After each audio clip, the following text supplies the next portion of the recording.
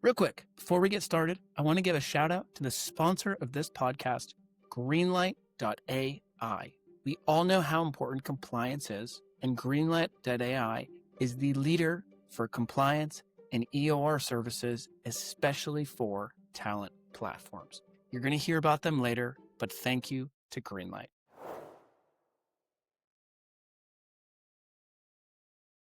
But so, Tom, we got Jack. Listeners, we got a power episode for you.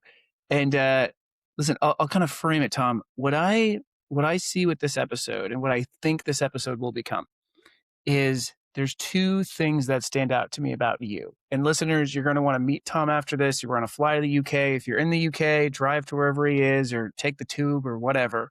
But the first thing is I think the renaissance of actually doing cool things is coming back. And what do I mean by that? Is things like production, broadcasting, actually being able to produce good stuff beyond the AI slop. I think that's massive. Second is people like you, Tom, who aren't like HR procurement nerds that then get into the talent related space. And I'm not going to use the word disrupt because you actually bring it forward. And I think this space has seen a lot of tech CEOs trying to disrupt. Doesn't happen. It's always if you come in and bring it forward rather than trying to ruin everything.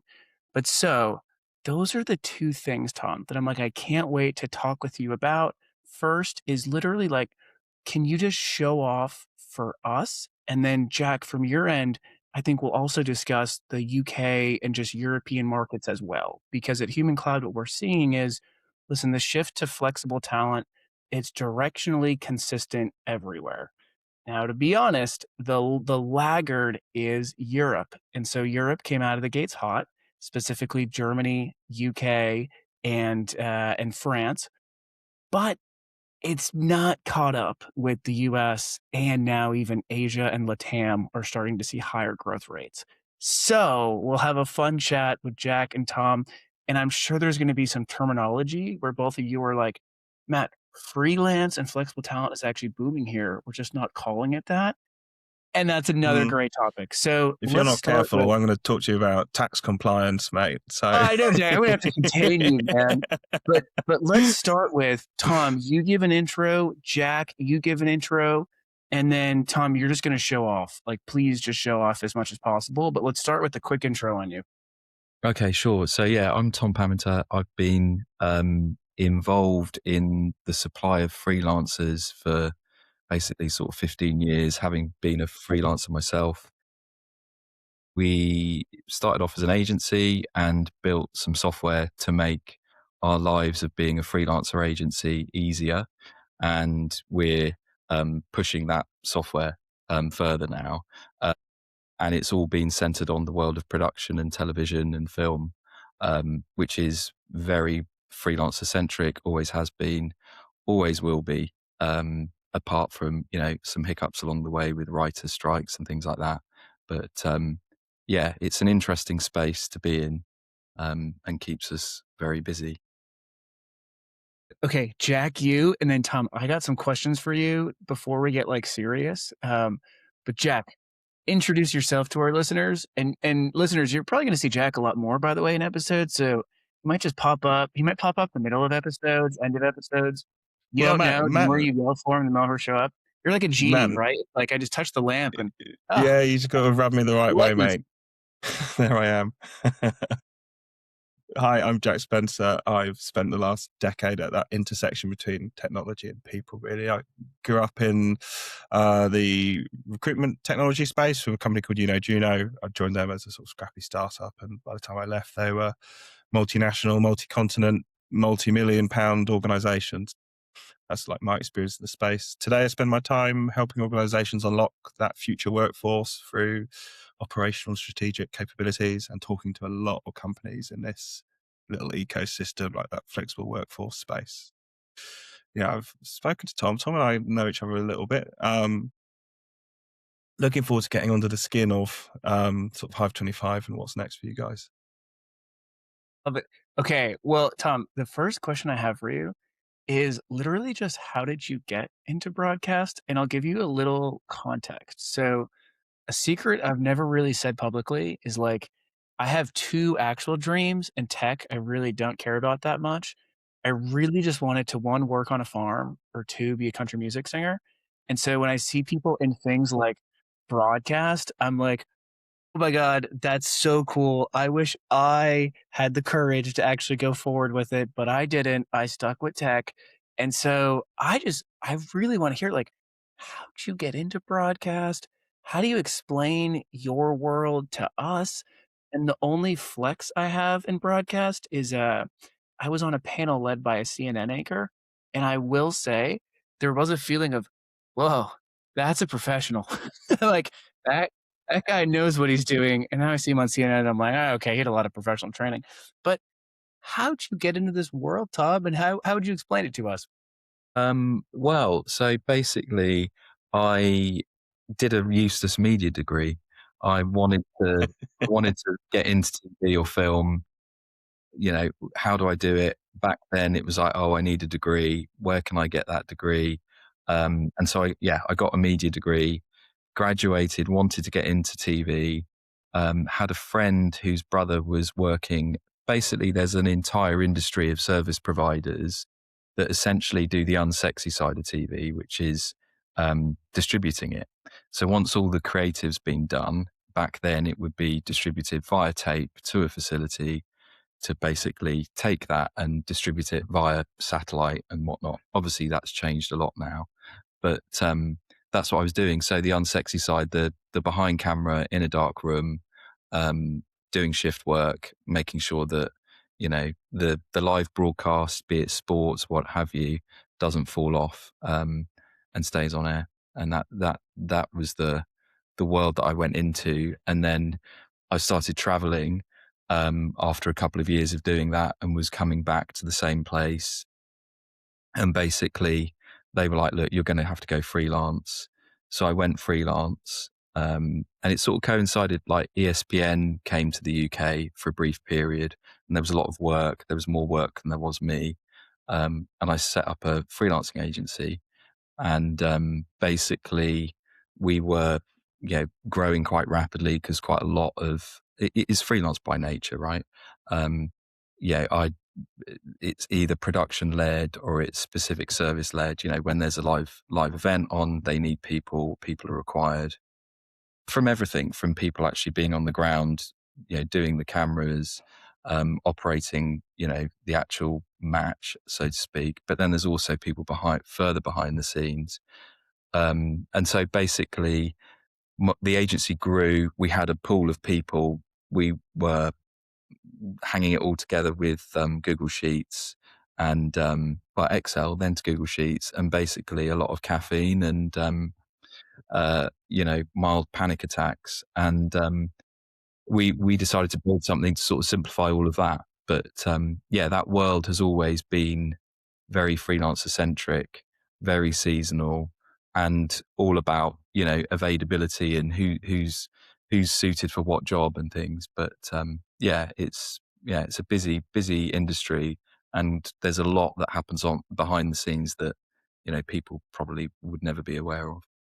So one more fun question, and then Jack, the question I'm gonna ask you actually is, haven't we already figured this out? And what I mean by that is the FMS world. Haven't we already figured this out and going from Google Sheets to an actual, process, structure, infrastructure, whatever? Jack, I don't know if you put in your intro, but yeah, you've seen the FMS movement earlier than anyone here. It So, Tom, wasn't called FMS when I started. I know. And Tom, I have one more fun question. Did you, when you majored in media and got into this, did you have like a niche in that? Were you like, hey, I want to do Nat Geo type videos. I want to do Red Bull type production. And I'm going to ask, like, what are some of the brands that are really leading? I think everyone would know, oh, Red Bull, they do the crazy stunts and wow, they can still get eyeballs. But in your world, like, did you want to be the boring CNN anchor or BBC anchor? What like niche really jumped out to you in broadcast? Originally, I wanted to get into writing, and I wanted to get into more investigative journalism to begin with it.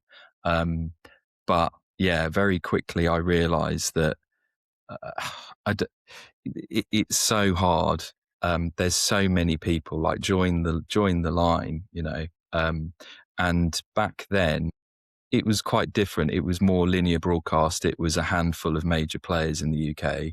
Um, and you could argue that now, hey, Jesus, you could go set up a YouTube channel if you wanted to. Um, there's more content coming out than there has been before. But certainly back then, it was just, whoa, this is hard to break into. And also, I think there's a lot of people in the creative industries around it that effectively wanted to be involved in it, but ended up, a bit of a golden cul-de-sac in certain roles where they're well paid, but you're not going to be doing anything creative. You're going to be executing someone else's vision. Um, that's the nature of the beast, I think, for a lot of people. Whenever I think investigative journalist, I think like either so crazy that they'll go through the grind, or like trust fund baby that doesn't have to go through the grind. And it just seems like one of those industries that's so ripped. But so, Jack, walk us through, and this is actually so cool because we have sort of the history of the FMS, the evolution of the FMS, what has happened, where we stand today with you, Jack, and then Tom, we have with you what the FMS is going to become, what is actually valuable in an FMS, and what are some of the models that look best. And I will say, Tom, what stands out with me, what we always look for, and what we've seen is there's this really weird thing, I think, where, and feel free to push back on me guys with this, where it seems like, okay, there's someone that can do the work, there's someone that needs the work, and then we put so many layers in between, yada, yada, yada, yada. Then these freelance platforms came in and they were like, hey, we can actually directly connect you, right? And you have Elance and Odesk, and they basically say, let's use the internet versus manual recruiters. Now, then that still required layers, right? Because Upwork, as we know, and Fiverr, it's not exactly doing multi-million dollar ad campaigns or multi-million dollar productions, right? So then you had the layers of, okay, let's be like agency light, where we can give you the best of the agency, but still in a flexible model. And then we started to go after some of the EOR slash compliance slash classification. And part of what has happened is a lot of these companies have had to choose. We're going to be EOR or we're going to keep that agency light. And that's a really tough place to be because if EOR, you lose that strategy. And then if agency light, you lose that long tail, massive spend. And the best ones that we're seeing right now seem to still have that, but potentially not in a way that they do it themselves, meaning they still have the agency light that's able to get these, flexible talent outcomes at scale. And then they use that to inform what that FMS should be. So I don't want to get the cat out of the bag too far, but Tom, that's what, when I look at you, it gets me so excited. But Jack, in our listeners, I'm like, where did it start? What has it become? And Yeah, a good question. Like the FMS, I think, started somewhere else completely. I think we really started with how do I find the right people, and it grew from there. Certainly, the product that I worked at, we had a reputation for being like this amazing, vetted, validated community. It was like the members club of freelancers, and firstly inside the M25 in London, and then more broadly the UK. And then as soon as COVID hit, we thought, basically, fuck it, let's unlock it. But what happened really was it was very client led. They're like, great, you're helping us find these people, but actually you delivering this person to me has created this whole can of worms of like compliance and payments mess and project mess. And like, so now you're going to have to fix that, mate. So we were having customers say to us like, well, okay, you've served this person. Now you need to do the onboarding. You need to do the right to work check, the identity check. What have you classified them properly?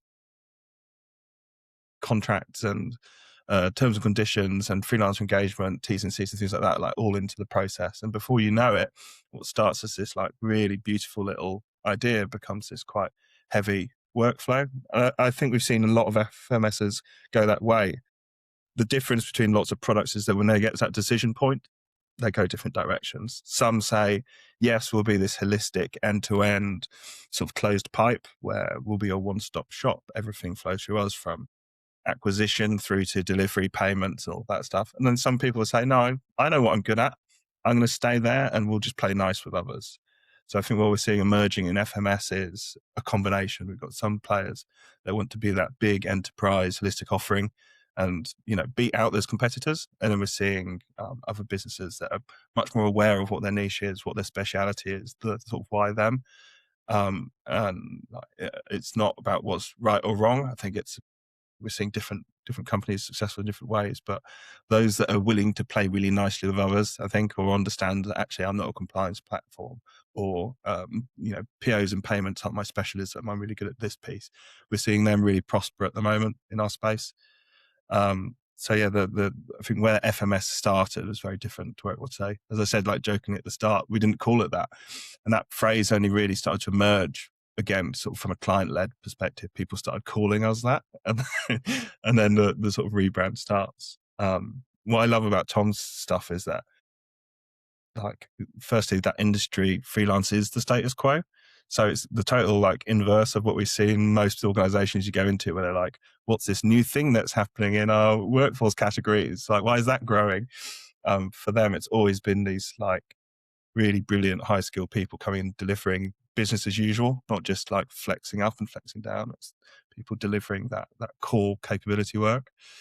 But I also love that Tom's like found very specific problems and just fixed really specific problems in a pragmatic way that creates a really easy use case and business case for like, potential customers. It all just makes sense and flows through.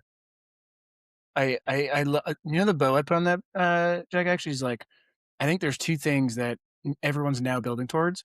And I do think it's partnership and actual problems. And so kind of before the show, Tom, when you were like, oh, my PM friends just, man, this is like heaven for them in terms of now they can generate all this AI slop. They can really meet every single sprint deadline. They can hit as many Yeah. PRs as they want. Like there's no more limit on ideas, prototypes, and even full commits. Now, there's always a limit on the amount of problems we can actually solve, because there's not that many problems in the world, and we all and they never really change, right? We're always just finding new ways to solve them. So getting those problems, and then Jack, to your point on partnership, I think this is one of the like sneaky most important things you can do that is so hard. And I think one of the reasons it's so hard is because it actually comes down a lot of times I've seen, at least in my founder journey, this is the fourth company I started, but a lot of times you're just doing the best you can in the conditions you are. And one of those conditions is your funding structure. And so if you have taken on venture debt, yeah, you can't really do partnership because partnership is long term. Partnership might take 12 to 6 months to show value. And your investors expect value like this, right? And they expect flywheels and virality and ownership and proprietary. They And do. that's, I feel yeah, like I'll push back on that a little bit by saying there's more than one way to be successful, and sure, venture debt is one. That's one way to measure it, but there's those two different directions don't mean profitable and not profitable. They don't mean like success and not successful. And I think lots of like business leaders in our space see, if I don't own it all, smash my competitors, and I don't have global domination, I haven't won. And that's not the reality of the space. I really don't think that. And actually, I look at that and sort of go back to the company that I worked at. I look at that initial idea, that concept, which was so like small but pure. Someone still hasn't come along and created that and sort of said, we are this one specific thing and everything else is noise. We do this. Every city in the world, we're the hub for the best sort of vetted and validated freelancers. Like that little kernel of an idea still exists and is still like quite brilliant, but no one did it, and they got drawn into something else. So I see that pattern quite a lot, where organizations chase one thing because they think that that's what success is, but it's not necessarily. So I think it's more nuanced than that. I fully agree on the needing to own now, and the how do I say this? The clients can push you that way because in the end of the day, a client just wants one neck to choke, one person to yell at, and it's very sexy to go, hey, we can do it all, and then that usually runs out though. So with Tom, with you, explain now. We got Frame, we got Hive. Yeah, sure. Show off, please. Yeah, sure. So, well, basically, we built it to try and make Frame's life easier, make our customers' life easier, make the freelancers' life easier. So, the lifeblood of sort of the world that we operate in is about availability and really suitability. And so, we built this platform where basically customers can onboard freelancers, or we can do it for them via a managed service. And basically they can associate those people to their preferred roles and capture rates, all the stuff that you'd expect. But ultimately, um, they can now focus on, our end customers can focus on, booking talent in a nice, easy, seamless way, rather than, how a lot of businesses do it. So it's still, in broadcast, there's what I saw, and the reason why I decided to build it wasn't because I wanted to spend lots of time with software developers. No offense to them, but um, there was a genuine problem in our business, but also our customers, that the solutions they were buying from sort of managed service companies, MSPs and whatnot, they focus on the start and the end. We'll onboard people, make sure they're compliant, and then we'll pay them. And there's always some poor bugger in the middle that's sat there with a bunch of spreadsheets that's sending loads of emails out. That traffic of booking traffic is significant. And in the end, I think, sort of going back to your point about,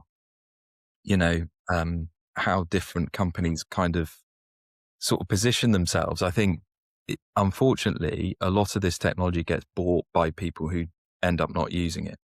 And that is really where we've come about it differently. We built a product to solve our use case along with our customers. The people that we would be typically wanting to sell it to are obviously procurement, obviously HR, but also people on the ground that end up having to use it. Because there's some huge broadcasts in the UK who do use payroll providers, MSPs, um, but it is a nightmare to actually handle freelancers. And we took over quite a big account with a broadcaster that had an internal bookings team of about 6 people, and they've shrunk that down to like one, basically. And they were the meat in the sandwich between the people that needed to book, the directors that needed to book these people, go out and find me them. Long email chains, just nightmare. Not even knowing that somebody that you're emailing is already in the building on the day that you're emailing them for a different department, all that type of stuff. And so it's just total chaos. And so fundamentally, I think the way that we've come about it in a different way, because I've spent years looking at other platforms. Can we actually, or would we, and there's a few that have come close to it, but 9 times out of 10, there isn't many platforms out there that I could see where you could go, right, I've got a whole season's worth of dates in Manchester where I need 5 different camera people on this date, that date. Can I do that nice and quickly? And can I exhaust all avenues without having to do that all manually? And the majority of solutions that are out there seemingly don't really handle that piece. It's an afterthought. It's all about, let's create a project, let's add people to this project. It's more of a kind of, I guess, how enterprises operate. Whereas in the world of kind of production and everything's fast moving, it's happening on a specific date. I need people for a specific date. Everything else comes after that almost. Uh, Yeah, sorry, I don't know if that answers your Yeah, question. and so I'm gonna get you, Tom. I'm gonna get you to define it, because here's one of the fascinating things that I see is the power of timing. Jack, back to my original point of, like, there's things out of your control that you had to build towards, and that's why you Mm, made certain decisions. So, like, if funding equals this, then you have to make certain decisions, or it's best, it's typical game theory. Timing also plays a role. And so when I was early at Gigster, right? And there was Gigster and there was TopTal, and Dreesen put money into both of us. TopTal said, "Hey, we're going to be vetted developers." Gigster said, "We're going to use our flexible, elastic network to do outcomes at scale." And those were two different things. Now, in the startup and small business environment, Gigster was incredible and it was working so, so, so, so well. But we didn't have a specific niche. So it wasn't like you with broadcast where we understood one industry so deep that we could own it. We had that like generalist kind of knowledge. And what happened was when we needed to get to the next level, and at this time it was the $22 million from Redpoint and Dreessen and basically going big, we had to go enterprise. Now, I don't know if we had to, right? Like I was not the executive team, right? So I do not want to speak for anyone and what they had to do. But if we didn't, I can't even imagine how tough it would be to try to justify that and do that. And a lot of solutions have also had to do that. And I would argue it's partly because of timing, right? Because one of the expectations is, well, there's these massive budget. How are you not going to attack that? And being at Microsoft, one of the things that I saw was, Microsoft did early days. They figured out how to own the end customer, but then they also figured out how to get the IT buyer so that they were the massive program and everyone else, whatever. So there's this constant divide in software always between like end user and buyer. And I think we're in a place right now where you can say, fuck it, we're going after the end user. We're going to get an actual good customer experience. And then maybe 2 to 5 years from now, we will get enterprise buyers, but they're going to buy on our terms. We're not going to blend for how they expect us to work. They're going to come and learn how we work because we can meet talent faster, all the things. So, Tom, how do you define it? And I just can't wait to learn more. And Jack, any thoughts that you would add to Tom's?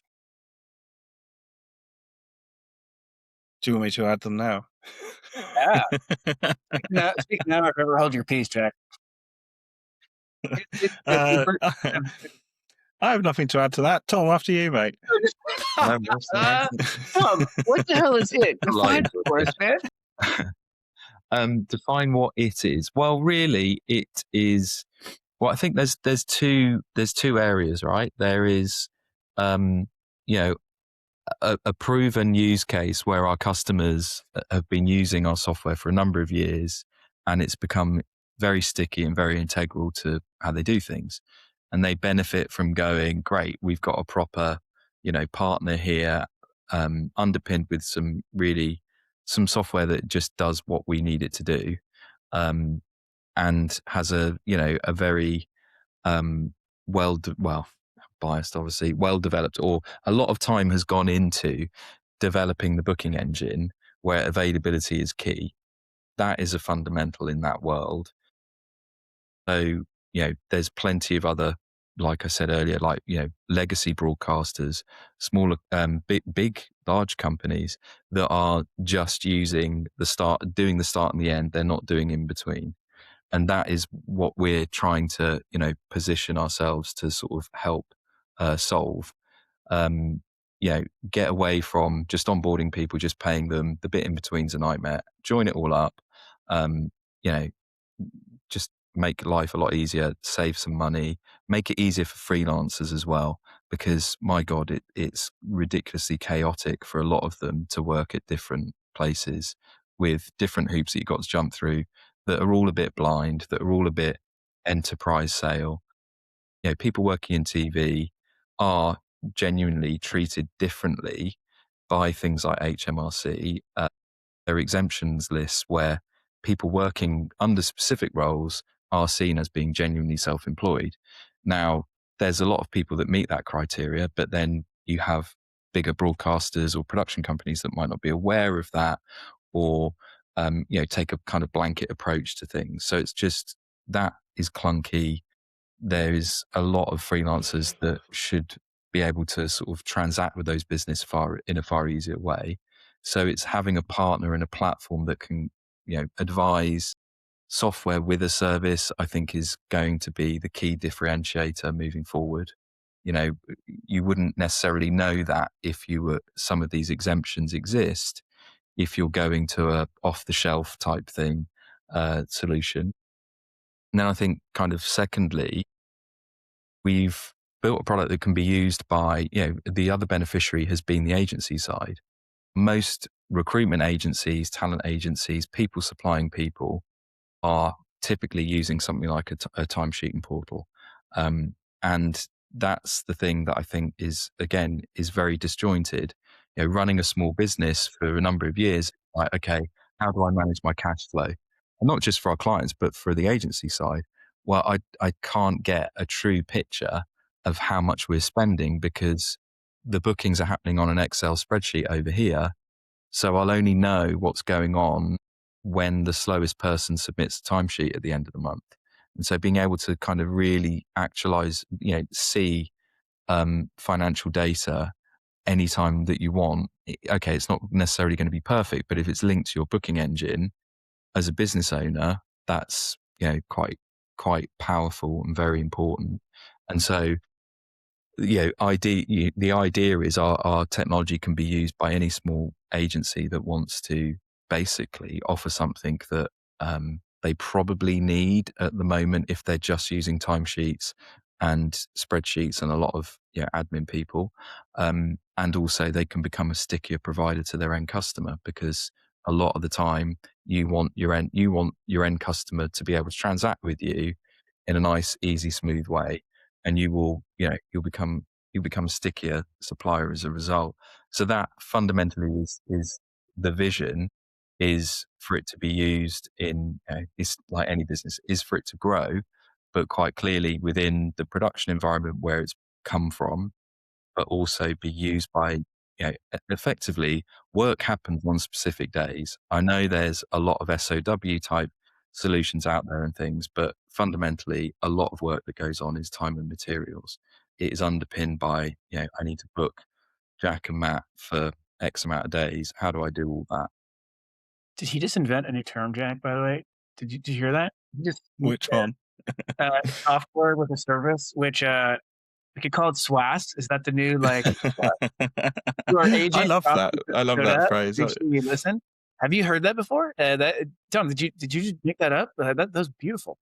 I've heard it a couple of times, but I think it's the natural progression, really, because when I buy software, I want to know who's behind it. I want to know that is there a human being as much as there's a expertise and knowledge behind it. I don't just want to be always referred to a pop-up AI agent or, send me to their wiki. I want people behind it that care and know what they're doing. Yeah. It's not just the login ultimately. We started in my past life, we were fiercely sort of plug and play. It was independent, it was software, and we were proud of it. Like, here's the keys, off you go, have fun. And towards the end of my time there, implementing larger and larger projects, it became much more like white glove sort of concierge service, where it's not about just implementing, chucking the keys and walking out the door and saying good luck. It's actually what you're buying was, it's the workflow and it's the platform, but it's also the expertise and the knowledge that you're buying into. And often what sits behind these platforms is people that are incredibly knowledgeable about the sector that you're working in. And it feels like quite an easy lift internally to offer that and commercialize it. So I've seen it. I do love SWAS though. I'll be stealing that. Yeah, we're totally, Jay, we're gonna make t-shirts. Yeah. S and then underscore. We didn't make this term up. We think Tom No. did. Tom says he didn't.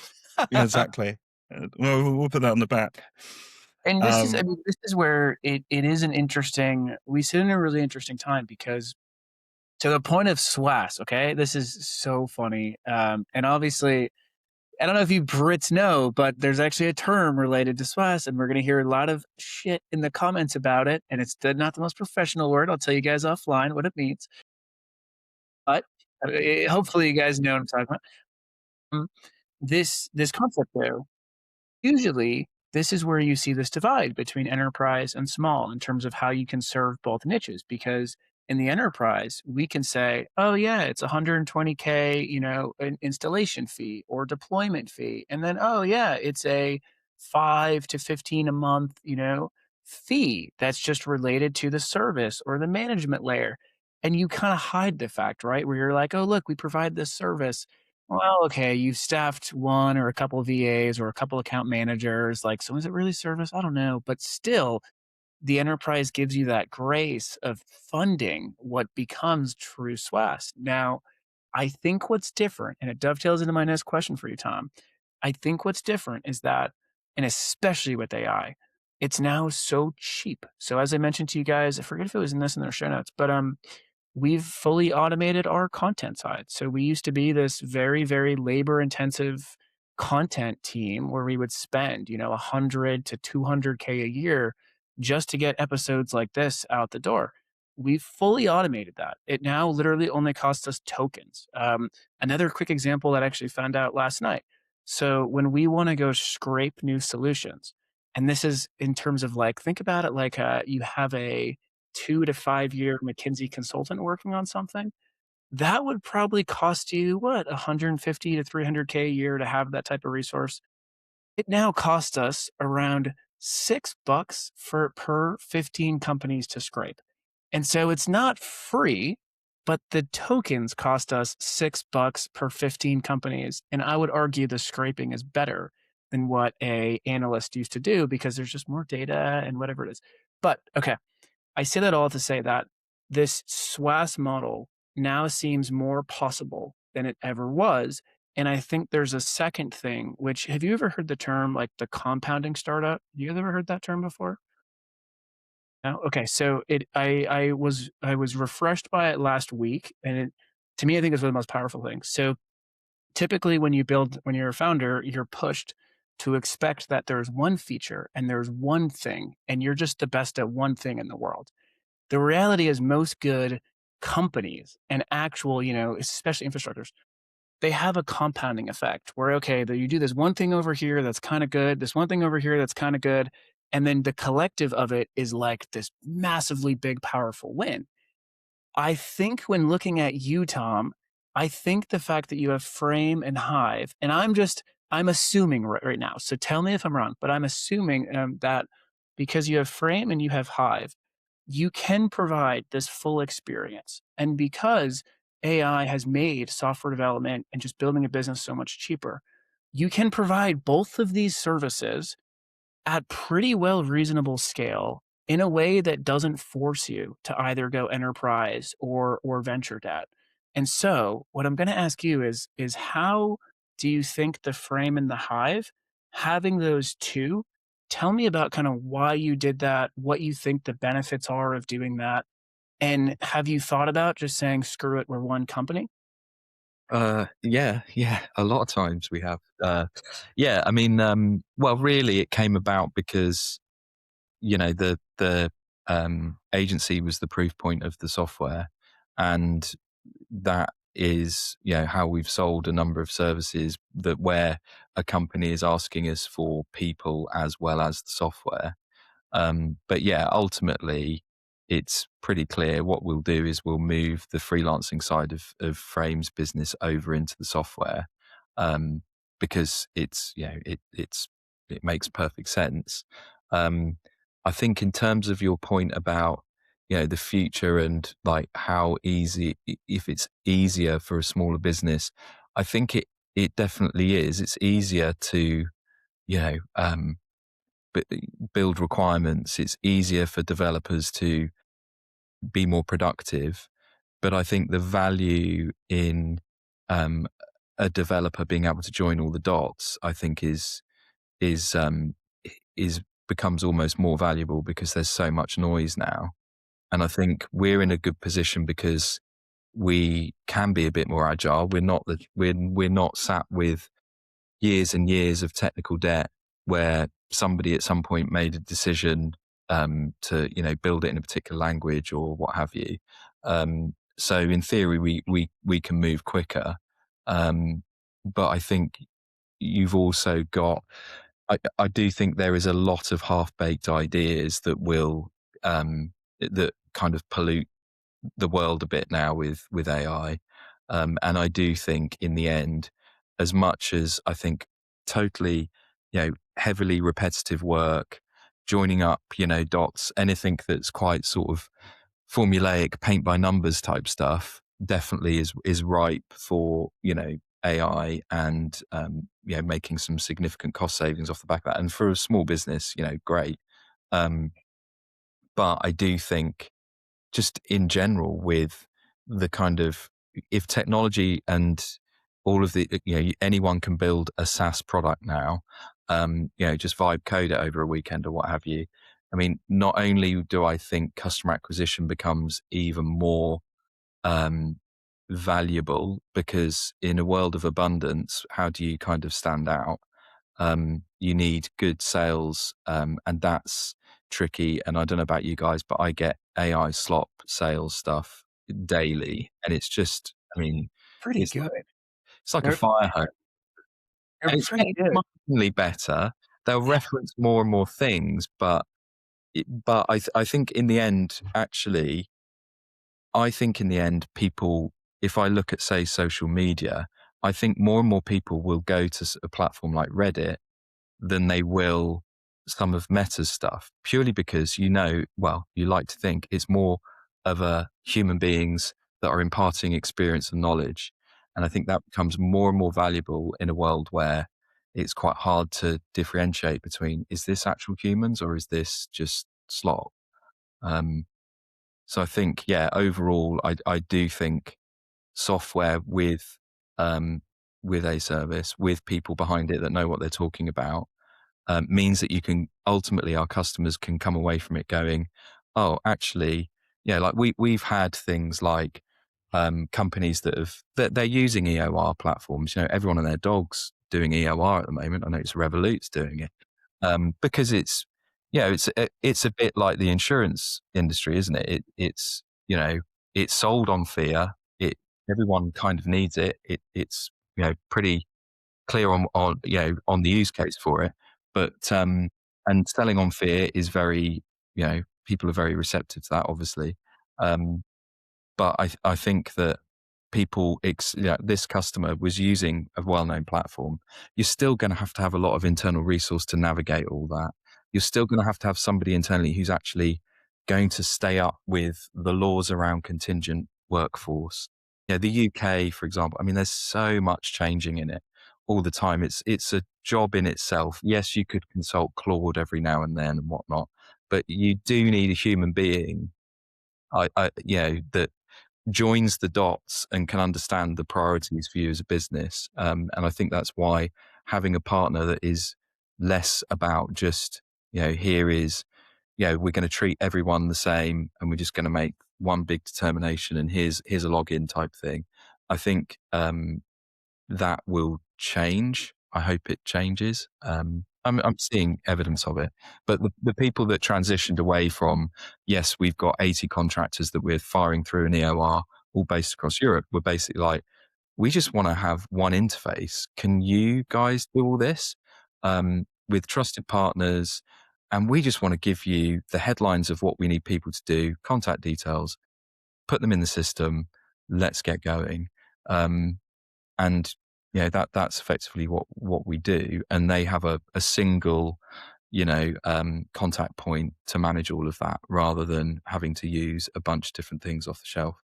Yeah, and to your point on EORs, there are EORs that specialize in just working with you, Tom. And so I Yeah. think the EOR, so we're seeing that EOR is actually the fastest growing segment. So if you look at our data, you see I think it's 140% growth right now with EORs. And if you look at the two sectors that are doing the best, it's specialized talent marketplaces and it's EORs. The ones that are doing the worst, obviously staffing. We have a newsletter going out tomorrow where it actually breaks down like the top 10 staffing, but also large talent, like generalist talent marketplaces and their stock prices.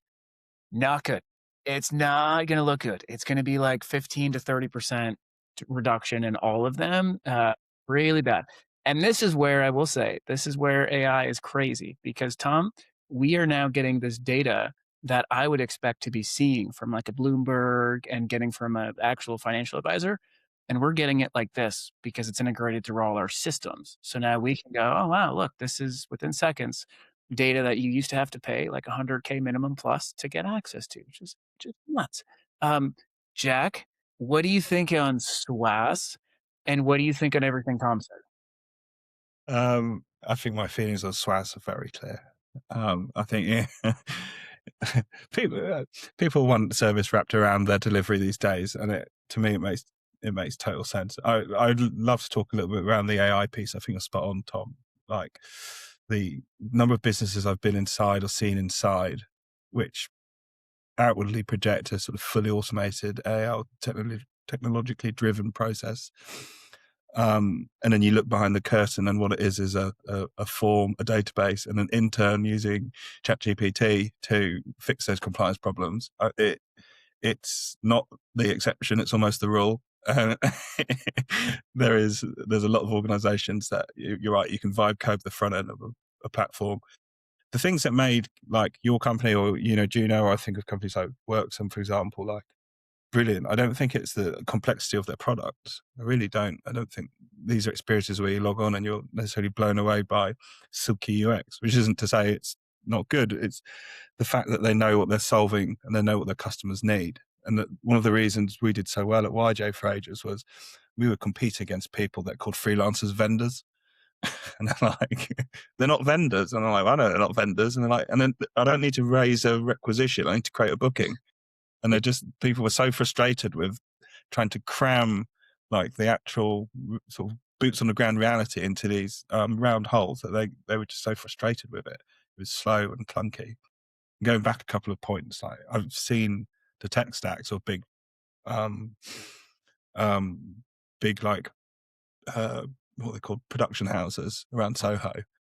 And if you took the logo off the top right, it could honestly be for an energy company or for a bank, or like there's nothing in there that signals, we need people in dynamic turnaround times, locations, specialist skills, they need kit, they need these sets of expertise. Like there's nothing in there that would give away a clue to the type of workforce that they're managing. And I always found that actually astonishing that you could be like, you're Warner Brothers. Like, why are you using this thing to manage like accountants to bring them through your business? And they're like, well, we don't actually do it. What we do is we ring them and then they do the work. And then on Sunday, we sit down at a computer and we retrofit like all the work to fit so that the workflow like makes sense afterwards. And it's just creates these operational and risk holes in these businesses. It's the status quo for some of these people. And the reason is, to put a bow on both of you, I think one of the big reasons is, and to tie it back to media, I think media has foreseen what is happening to all of SaaS and all of what we're now going to call SWAS. But that is that it used to be just a couple of big that would serve everything. And now, and we've been saying this in tech circles for like 20 years now, right? Yeah. And now it's turning into thousands of middle-sized that can serve the specialized niches. So to your point, it's going to specialize in broadcasting. Now, I'll tell you as a tech founder, boy, would it be nice to be SAP, right? Boy, would it be nice to have some clunky, half-baked software that no one can actually really get rid of. And if you need help, well, there's an SAP deployment ecosystem. Like that's a tech founder dream, right? And let's not act like it's not. Like that is, God, you're doing well. With that said, that world I think is slowly dying, and it already happened in media with the fall from only a couple big ones to all these independent journalists, all these things like a Substack and a Beehive in various ways. And now we're just starting to see it. And I think from a talent perspective, we're now seeing it in talent. And so, Tom, I want to give you the floor for a final send-off. And I do want you to tell our listeners two things. I want you to tell them exactly what you want them to do. Do you want them to go to Hive? Do you want them to go to Frame? Do you want them to go to your Human Cloud profile? Do you want them to just book a time with you? Tell them exactly what to do. And then second, show off with the biggest win that you've had in the past 6 months. Sure. So I'd say you can get in touch with me via LinkedIn, via the Hive 25 website. If you're interested in having a kind of a modern interface for managing your freelancers, one that solves not just onboarding and paying people, but actually gives your teams an interface to book people, organize people, all of that, then get in contact with me, because I'm confident we can give you something that will really help. Equally, if you're a small business that's trying to scale up what you're trying to do in relation to freelancers, same goes. And yeah, in terms of, I guess, parting shot and like the things that we're most proud of is, being able to put systems into, we put a system into a big broadcaster in the UK, and they were using a managed service provider that is one of the big players, and it was a big project. There was a lot of people involved in it. I mean, the flow diagram of just their invoicing process was mind-boggling, and we put it in, and we took them out. We took the main team out for lunch. A couple of months after it had been implemented, and they the main person who was sort of managing a lot of the booking flow and the kind of freelancer requests and things internally was like, this is the best tool I've ever had. And don't get me wrong, I'm a pessimistic Brit by nature. I'm not saying, Jesus, we've just built quantum, we've solved quantum computing here. But I just think in relation to how a lot of businesses of a certain size operate, you can tell me, we can onboard people in and get them using it super quick. It's a modern solution for the modern way of working, of which, it's irrefutable. It's moving towards freelance and always has been in our world. And we're looking to make it as simple as possible for everyone involved. Love it. All right. On that note, everyone go reach out to Tom ASAP. Linked in the show notes. Jack and Tom, thank you both for hopping on. Is there any final British sign off that you want me to say? Toodle pip. Yeah. Toodles. I can tell you, if I was in London, I'd be getting yelled at for something. I never told you guys, I got hit by a biker in London, and I've seen the aggression. We do that when we see tourists. We aim for them. Hey, I respect it. I respect it. All right. Well, whatever weird thing you just said, we'll make that the sign off. Thank you, you two, for hopping on. Cheers. Good to speak to you.